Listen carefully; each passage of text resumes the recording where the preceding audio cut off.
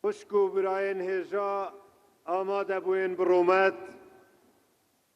جشنا نوروز و سرسالا نویا کردی بگرمی و جدل به همو گل کردو لوین هجا پیروز دکم کو ایرو لور لآمده رنگین جبو پیروز کرنا نوروز کمبونه نوروز جبومه جشنک تایبته سمبولا و جین و ایراده جیانه هر وها نشاندانا هیوین ملتکینه کو هرتم تهنی آزادی و پیگ و جیانه بویا هیویدارم اف جشن جبو همویان ببه صدما خیر و آرامیه آماده بوین قدرگیران اف گرسه آویا کل آمده بویا کاره که سالانه جوان بسر خواه جشن جیان و جوانی نشانو جشن جوانی و نشانا داخواز و پیاما گل کرده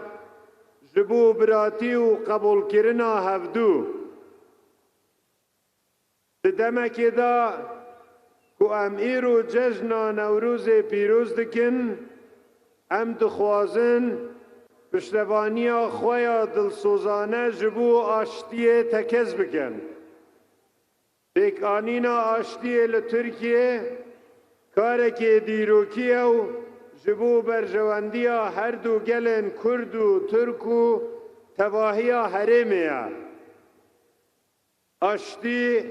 ریا یکانه کو پیش روژکا گش جبو نفشن ما مسوگرد که گله هجا ام پرج کونده جیرانو هفقدرن چاره نویسو برجواندیت ما ایکن تنه بریا پیگوبونو آرامیه ام دکارن بسر آستنگیا دا سر کونو جیانکا برومت جبو هر کسی آوا بکن دور سپاسی و دستخوشی جبو همو وان گاوان دوباره دکم که حتی نها جبو سر خستنا آشتیه هاتین آویتن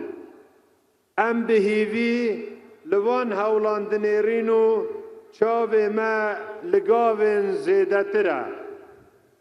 ام لحرما کردستان دیسان هفکاریا خواه جبو سر خستنا آشتی نشان ددنو لبندا بداویبونا پفچونانو بجه کرنا آرامینا ورن ام همو پیگ و کار بکن